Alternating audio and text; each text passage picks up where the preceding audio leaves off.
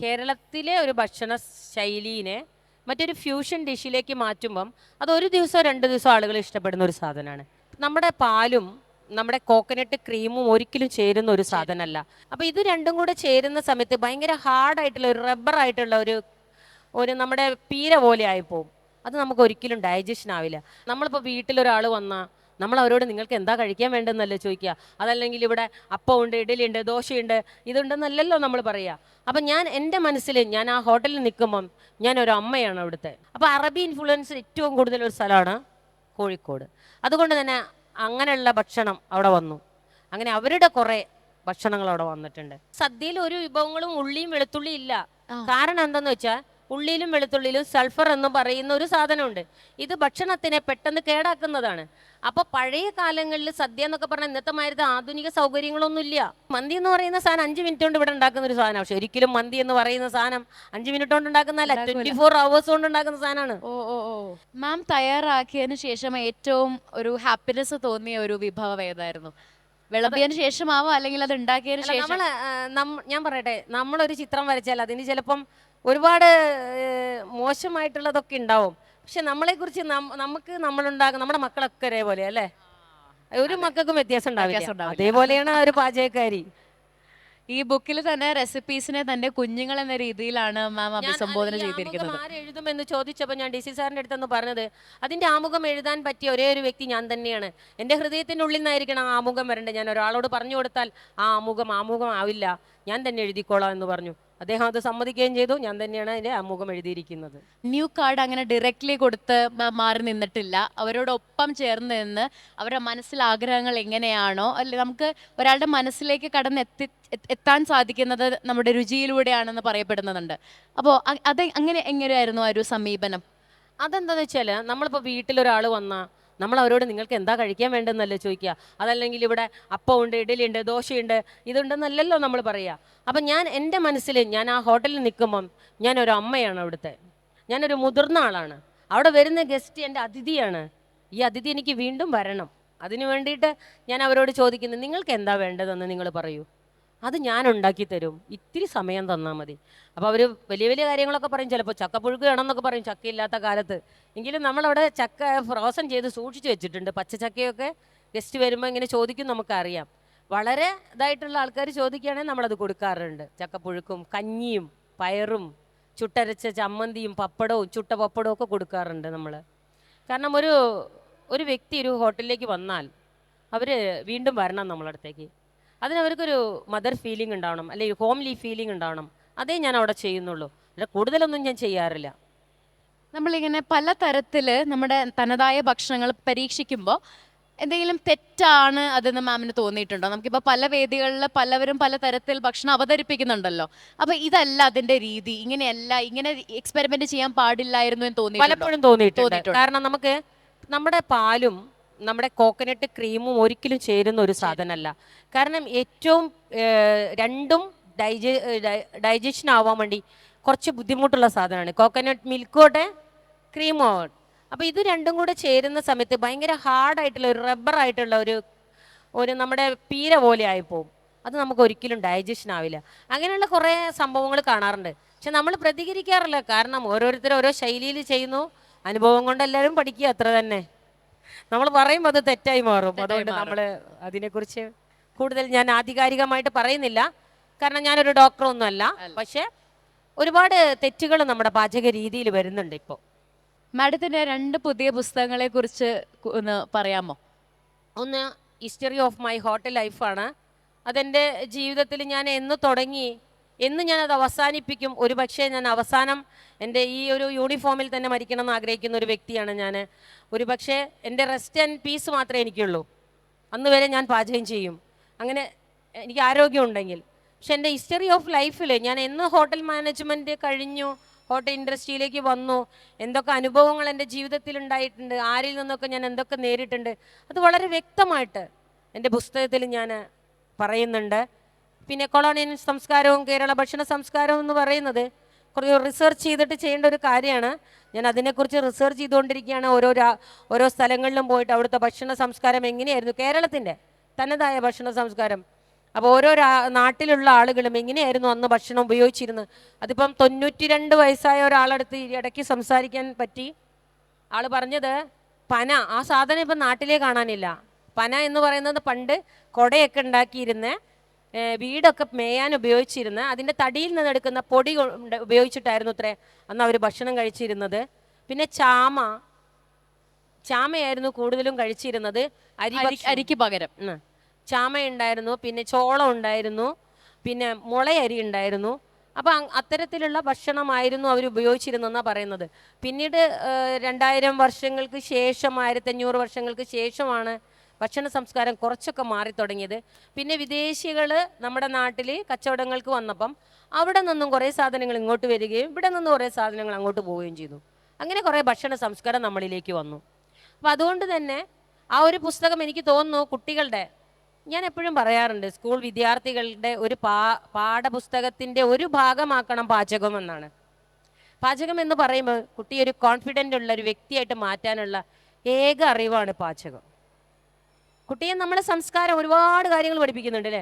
ഷാജഹാനെ കുറിച്ചും കുത്തബ് മിനാറിനെ കുറിച്ചും ഒക്കെ നമ്മൾ പഠിപ്പിക്കുന്നുണ്ട്. പക്ഷെ പാചകത്തെക്കുറിച്ച് എന്തുകൊണ്ട് പഠിപ്പിക്കുന്നില്ല എന്ന് എപ്പോഴും തോന്നാറുണ്ട്.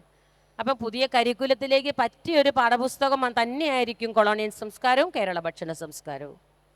Yes, thank you madam. ഇപ്പം നമ്മൾ പറഞ്ഞതുപോലെ കേരളത്തിൽ നിന്ന് അങ്ങനെ തീർത്തും മാറിപ്പോയ അല്ലെങ്കിൽ മൺമറഞ്ഞു പോയ ഒരു റെസിപ്പി ഉണ്ടെന്ന് തോന്നിയിട്ടുണ്ട്. ഇങ്ങനെ സംസാരിച്ചല്ലോ 92 റെസിപ്പി ഉണ്ട് ഒത്തിരി. അതിലൊന്ന് ഞങ്ങൾ കേട്ടിട്ടില്ലാത്തതാണെങ്കിൽ പന, പിന്നെ ഈദെന്ന് പറയുന്ന ഒരു സാധനം നമ്മുടെ നാട്ടിലുണ്ടായിരുന്നു. നമ്മുടെ നാട്ടിൽ അതുപോലെ മണ്ണിനടിയിലൊരു കുമിളുണ്ടായിരുന്നു. ഇതൊക്കെ എന്തിനായിരുന്നു ഉപയോഗിച്ചുകൊണ്ടിരുന്നത്? മണ്ണിനടിയിലുള്ള ഈ കുമിളൊക്കെ മരുന്നുകളായിട്ട് തന്നെ ഉപയോഗിച്ചിരുന്നു. ഈന്തൊക്കെ ശരിക്കും ഒരു വർഷം അത് നമ്മൾ വീട്ടിൽ സൂക്ഷിച്ച് പിറ്റേത്തെ വർഷമായിരുന്നു ഈ ഒരു വാവ്, ഇപ്പം കർക്കിടക വാവ്, ഈ ഒരു ദിവസം അന്നത്തെ കാലത്ത് ആളുകൾ ഉണ്ടാക്കിയിട്ട് കഴിച്ചിരുന്ന ഒരു വിഭവമായിരുന്നു. അപ്പം അതൊക്കെ മൺമറഞ്ഞു പോയതാണ്. നിലമാങ്ങ എന്ന് പറയുന്ന കുമിള് മൺമറഞ്ഞു പോയതാണ്. അത് ചെതൽപ്പുറ്റിനകത്ത് വളരുന്ന അത് ഭയങ്കര ഔഷധമാണ്. പക്ഷെ അതൊക്കെ അതിൻ്റെ ഒന്നും എന്താണ് വിത്തുകൾ ശേഖരിച്ച് വെക്കാനോ അത് ഉപയോഗപ്പെടുത്താനോ നമ്മുടെ കാർഷിക മേഖലയ്ക്ക് കഴിഞ്ഞില്ല എന്നതാണ്. വെളുത്തുള്ളി ഉപയോഗിക്കാറില്ല സാമ്പാറിനോ? ഞാൻ ഒരു സദ്യയിൽ ഒരു വിഭവങ്ങളും, പക്ഷെ സദ്യയിൽ ഒരു വിഭവങ്ങളും ഉള്ളിയും വെളുത്തുള്ളി ഇല്ല. കാരണം എന്താന്ന് വെച്ചാൽ ഉള്ളിയിലും വെളുത്തുള്ളിയിലും സൾഫർ എന്ന് പറയുന്ന ഒരു സാധനമുണ്ട്. ഇത് ഭക്ഷണത്തിനെ പെട്ടെന്ന് കേടാക്കുന്നതാണ്. അപ്പോൾ പഴയ കാലങ്ങളിൽ സദ്യ എന്നൊക്കെ പറഞ്ഞാൽ ഇന്നത്തെ മാതിരി ആധുനിക സൗകര്യങ്ങളൊന്നുമില്ല. അന്ന് ഗ്രൈൻഡർ ഇല്ല, ആളുകൾ അമ്മിയിലിറക്കിയാണ്. ഈ സാധനത്തിൻ്റെ അകത്ത് ഈ ഉള്ളി എന്ന് പറയുന്ന സാധനം ചേർത്ത് സയൻറ്റിഫിക് ആയിട്ട്, മറ്റത് മാംസാഹാരത്തിനോട് തുല്യമായിട്ടുള്ളതായതുകൊണ്ട് ബ്രാഹ്മിൺസ് അന്ന് ഉപയോഗിച്ചിരുന്നില്ല. അന്നൊക്കെ സാധാരണക്കാരിൽ സദ്യ ഇല്ലായിരുന്നു. ബ്രാഹ്മിൺസിന്റെ കുത്തകയായിരുന്നു സദ്യ. അപ്പം അതുകൊണ്ട് തന്നെ ഉള്ളിയും വെളുത്തുള്ളി അവർ ഉപയോഗിക്കില്ല. അത് നമ്മളുടെ ഇതിൽ സയൻറ്റിഫിക് ആയിട്ട് വന്നപ്പം അതിൽ സൾഫർ എന്ന് പറയുന്ന സാധനം ഉള്ളത് കൊണ്ട് ഇത് പെട്ടെന്ന് കേടാവും. അതുകൊണ്ടാണ്. കാരണം നേരത്തെ ഉണ്ടാക്കണ്ടേ സദ്യ, എത്ര നേരത്തെ ഉണ്ടാക്കണം എന്നൊക്കെ. സദ്യ ഒക്കെ നമ്മൾ ഈ അടുപ്പിലും ഇതിലൊക്കെ അല്ലേ ഉണ്ടാക്കുക. ഫാസ്റ്റിംഗ് റുട്ടീൻ എങ്ങനെയാണ്? ഫാസ്റ്റിങ്ങിനെ കുറിച്ചും മാം പറഞ്ഞിട്ടുണ്ട്. ഫാസ്റ്റിംഗ് റുട്ടീൻ എന്ന് പറഞ്ഞാൽ ഞാൻ അങ്ങനെ കണ്ടിന്യൂ ഫാസ്റ്റിംഗ് ചെയ്യുന്ന ഒരാളല്ല. ഞാൻ ഒരാഴ്ചയിൽ ഞാൻ വെജിറ്റബിൾ ആണ് കൂടുതൽ ഇഷ്ടപ്പെടുന്നത്. തൈര് എല്ലാ ഭക്ഷണത്തിലും ഉൾപ്പെടുത്തും. ഞാൻ രാവിലെ രാത്രി ഭക്ഷണം ഞാൻ സ്കിപ്പ് ചെയ്യാറാണ്. അതെൻ്റെ ഒരു ഫാസ്റ്റിംഗ് ഇതിലാണ് വരുന്നത്. അതിപ്പോൾ 2 വർഷമായിട്ട് ഞാൻ ഫോളോ ചെയ്യുന്നുണ്ട്. എനിക്ക് ഇടയ്ക്ക് തടി കൂടിയിട്ട് മുട്ടുവേദന വന്നു. ഞാൻ ഒരു എക്സസൈസും ഇല്ലാണ്ട് നന്നായിട്ട് നടക്കും. പിന്നെ ഭക്ഷണത്തിൽ വളരെ മാറ്റം, മധുരം തീരെ ഒഴിവാക്കി. അതോടുകൂടി മുട്ടുവേദന എവിടെയാണ് പോയതെന്ന് അറിയാം. ഒരു മരുന്നും കഴിച്ചിട്ടില്ല. ചായ ഉൾപ്പെടെ? ചായയും കാപ്പിയും ഒന്നും ഇപ്പോൾ ഒന്നും കഴിക്കാറില്ല. ഇല്ല. കോഫി കഴിക്കും ഒരു നേരം, അത് ലൈറ്റായിട്ട് നമ്മൾ തന്നെ പൊടിക്കുന്ന ഒരു കോഫി ഉണ്ട്. അത് ഞാനൊരു ലുലുവിൻ്റെ പരിപാടിക്ക് ഞാൻ കാണിച്ചു കൊടുത്തായിരുന്നു. ഇവിടെ ഒരു ലുലുവിൻ്റെ ഒരു ഫെസ്റ്റിവൽ ഉണ്ടായിരുന്നു. കോഫി ബീൻ ഉപയോഗിക്കാത്തൊരു അതിട്ടിട്ട് തിളപ്പിച്ച് തുളസീൻ്റെ ഇല ഇട്ടിട്ട് തിളപ്പിച്ചത് കുടിക്കും. മധുരം ഇടാറില്ല. മാം ഫെസ്റ്റിവലിൻ്റെ കാര്യം പറഞ്ഞപ്പോഴാണ്, ഏതൊക്കെ ഫെസ്റ്റിവലിന് മാം അറ്റൻഡ് ചെയ്തിട്ടുണ്ട്? ഇന്റർനാഷണലി ഫെസ്റ്റിവൽ ഫുഡ് എക്സിബിഷനായിട്ട് ഒരുപാട്. ദുബായിൽ തൊട്ടിട്ട് ദുബായ് റാസൽ ഗെയിമ, തായ്ലാൻഡ്, പിന്നെ ഹോട്ടലിൻ്റെ ഇന്ത്യനിലെ മുഴുവനും എല്ലാ ഫെസ്റ്റിവലും കണ്ടക്ട് ചെയ്തു ഹയാറ്റിന് വേണ്ടിയിട്ട്. അതോടൊപ്പം നമുക്ക് ഇപ്പോൾ വർക്ക് ചെയ്യുന്ന സമയത്ത് വിദേശീയരായ ഷെഫ് ഉണ്ടാവുമല്ലോ കലീഗായിട്ട്. അപ്പോൾ എന്തെങ്കിലും അങ്ങനെ ട്രൈ ചെയ്തിട്ടുണ്ടോ? നമ്മുടെ ഒരു കേരളത്തിൻ്റെ വിഭവവും അല്ലെങ്കിൽ ഒരു റെസിപ്പിയും അവരുടെയും കൂടി കോർത്തിണക്കി ഒരു തേർഡ് ഡിഷ്? അല്ല, ഞാൻ എപ്പോഴും പറയാറുണ്ടല്ലോ, കേരളത്തിലെ ഒരു ഭക്ഷണ ശൈലീനെ മറ്റൊരു ഫ്യൂഷൻ ഡിഷിലേക്ക് മാറ്റുമ്പം അത് ഒരു ദിവസം രണ്ട് ദിവസം ആളുകൾ ഇഷ്ടപ്പെടുന്ന ഒരു സാധനമാണ്. ഓരോ ഭക്ഷണവും അതിൻ്റേതായ തനതായ ശൈലിയിൽ വിളമ്പുമ്പോഴാണ് അതിന് രുചിയും അതിൻ്റെ സംസ്കാരവും വരുന്നത്. അതെനിക്ക് ഫ്യൂഷൻ ഭക്ഷണത്തോട് എനിക്ക് ഒട്ടും യോജിപ്പില്ല, കാരണം ഞാൻ അങ്ങനെ ചെയ്യാറില്ല.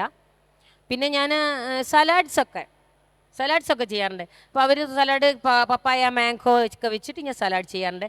അതിൽ ഞാൻ അതിൻ്റെ ഡിപ്പിംഗ് ആയിട്ട് ഞാൻ കോക്കനട്ട് ഓയിൽ ആണ് ഉപയോഗിക്കാറ്.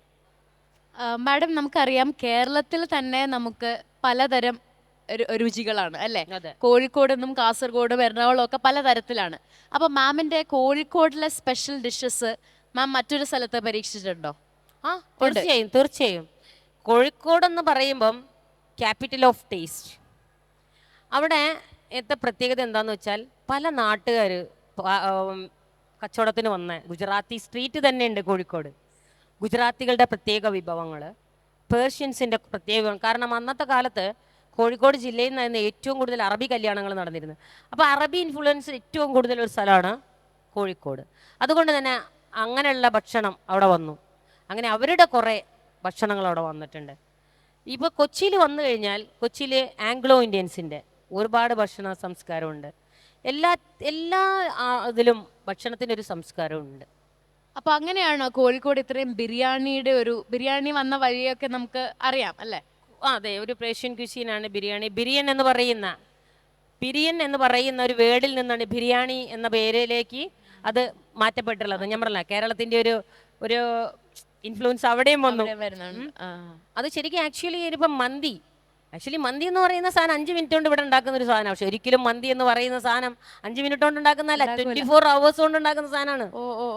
കാരണം ഇവർ ഇതിന് ഒട്ടകത്തെ മേയ്ക്കാൻ വേണ്ടിയിട്ട് മരുഭൂമിയിലേക്ക് പോകുന്ന സമയത്ത് ഒരു കുഴി കുത്തി അതിനകത്ത് റൈസും മീറ്റും കൂടെ ഇട്ട് ഭാഗം തുണി കൊണ്ട് കെട്ടി അതിൻ്റെ മുകളിൽ ഒരു പാത്രം വെച്ച് അതിൻ്റെ മുകളിൽ മണലിട്ടിട്ട് വരുമ്പോഴേക്കും അത് കറക്റ്റ് കുക്കായിട്ടുണ്ടാവും. ആ ചൂട് കൊണ്ട് ചെറുതായി ആയിട്ട് വെന്ത് വളരെ സോഫ്റ്റ് ആയിരിക്കും മീറ്റ്. ഇവിടെ എന്താ ചെയ്യുന്നത്, നമ്മൾ മന്തിയിൽ സോഫ്റ്റ് ആക്കാൻ വേണ്ടി എന്തെങ്കിലുമൊക്കെ ചേർത്ത് സോഫ്റ്റ് ആക്കി എടുക്കും. ഇതുപോലെ തന്നെ ഈ ഭക്ഷണത്തിന്റെ ഹിസ്റ്ററി തേടി മാം പോയിട്ടുണ്ടോ? വേറെ ഏതെങ്കിലും വിഭവങ്ങളുടെ ബിരിയാണി പോലെ, മന്തി പോലെ? കേരളത്തിന്റെ എല്ലാ ഭക്ഷണത്തിനും പോയിട്ടുണ്ട്. അതിനാണ് ഈ ഒരു പുസ്തകത്തിൽ എഴുതാനുള്ള ഒരു പ്രചോദനം. ഹിസ്റ്ററി ഓഫ് മൈ ആ ബുക്ക് അല്ല, നമ്മുടെ കൊളോണിയൽ സംസ്കാരം, കേരള ഭക്ഷണ സംസ്കാരം. കാരണം അത് ഈ യാത്രയിൽ തന്നെ കിട്ടിയതാണ് കുറേ കാര്യങ്ങൾ. അത് ഹിസ്റ്ററി കുറേ കിട്ടി. എവിടുന്ന്? നമ്മുടെ തലശ്ശേരിയിലെ ബേക്കറികളിൽ നിന്ന്. കാരണം അന്നത്തെ ഒരു ബേക്കറി തുടങ്ങിയതും കേക്ക് തുടങ്ങിയതും ആദ്യമായിട്ട് തലശ്ശേരിയിലാണ്. 1933 കാലഘട്ടത്തിൽ ഒരു ഇംഗ്ലീഷുകാരൻ, നമ്മളവിടുത്തെ അയാൾ ബോർമയിൽ സാധാരണ ഉണ്ടാക്കിയിരുന്ന ഒരാളുണ്ട്, ഒരു തലശ്ശേരിക്കാരൻ. അദ്ദേഹം അവിടെ ബോർമയിൽ അപ്പവും അതായത് ബ്രെഡും മധുരപ്പവും ബണ്ണും ഒക്കെ ഉണ്ടാക്കിക്കൊണ്ടിരുന്ന ഒരാളാണ്. ചിരട്ടയും ചകിരിയും ഒക്കെ ഉപയോഗിച്ചിട്ടുണ്ടായിരുന്ന ബോർമ. അങ്ങനെ ഒരു ഇംഗ്ലീഷുകാരൻ അദ്ദേഹത്തിന് ഒരു റമ്മ കൊണ്ട് കൊടുക്കും, ഒരു കേക്കിൻ്റെ പീസും കൊടുക്കും അയാളുടെ നാട്ടിലെ. അമ്മ പറയും ഇയാൾ അതിവിദഗ്ധനാണെന്ന് മനുഷ്യന് മനസ്സിലായി. അദ്ദേഹം പറയും നിങ്ങൾ ഇതൊന്നും ഉണ്ടാക്കി നോക്കൂ. അദ്ദേഹം റമ്മൊക്കെ ഒന്ന് മണത്തു നോക്കിയിട്ട് ഇദ്ദേഹം എന്ത് ചെയ്യും, റമ്മിൻ്റെ പകുതി ഭാഗം അദ്ദേഹം കുടിച്ചു. ഇനി ബാക്കി ഭാഗം കൊണ്ട് ഒരു കേക്ക് ഉണ്ടാക്കി നോക്കാം. അങ്ങനെയാണ് നമ്മുടെ നാട്ടിൽ പ്ലം കേക്കിൻ്റെ ഉദ്ഭവം എന്ന് പറയുന്നത്. അദ്ദേഹമാണ് ആ തലശ്ശേരിയിൽ നിന്ന്. അദ്ദേഹത്തിൻ്റെ പേരൊക്കെ എനിക്ക് മറന്നു. ഒരുപാട് വായിക്കുന്നതുകൊണ്ട് ചില ഡേറ്റുകളും പേരുകളും ഒക്കെ മറന്നു, കാരണം നമുക്കും പ്രായമൊക്കെ ആയില്ലേ. 368ഓളം വിഭവങ്ങളാണ് ഇതിൽ മാം കുറിച്ചിട്ടുള്ളത്. അതോടൊപ്പം മാമിൻ്റെ 2 പുതിയ പുസ്തകങ്ങൾ കൂടി ഇനി നമ്മുടെ പക്കലേക്ക് എത്താൻ പോവുകയാണ്. ആ പുസ്തകത്തിൻ്റെ ചർച്ചയും ഇനി മറ്റൊരു ഇത്തരത്തിലൊരു ലുലുവിൻ്റെ വേദിയിൽ അല്ലെങ്കിൽ മറ്റൊരു വേദിയിൽ നമുക്ക് ആഘോഷിക്കാൻ, കേൾക്കാൻ നമുക്ക് ഏവർക്കും സാധിക്കട്ടെ. എനിക്ക് തോന്നുന്നു മാം എന്ന് പറയുന്ന മാമിൻ്റെ ഒരുപാട് ഇൻ്റർവ്യൂസ് ഞാൻ കേട്ടു. തീർച്ചയായിട്ടും ഒരു ബിഗ്ഗസ്റ്റ് ഇൻസ്പിറേഷൻ തന്നെയാണ്. കാരണം മാം തുടക്കത്തിൽ പറഞ്ഞു ഒരു വീട്ടിൽ എവിടെയെങ്കിലും ഇരിക്കേണ്ടിയിരുന്ന ഒരു സ്ത്രീ ഇന്ന് അല്ലേ കേരളത്തിലെ, ഇന്ത്യയിലെ, ലോകത്തിലെ തന്നെ ഏറ്റവും ഒരു പ്രൈം സ്പോട്ടിൽ പ്രൈം ലേഡി ആയിട്ട് ഇരിക്കുകയാണ്. So that deserves a great applause. Thank you very much ma'am. Once again congratulations and huge respect to U.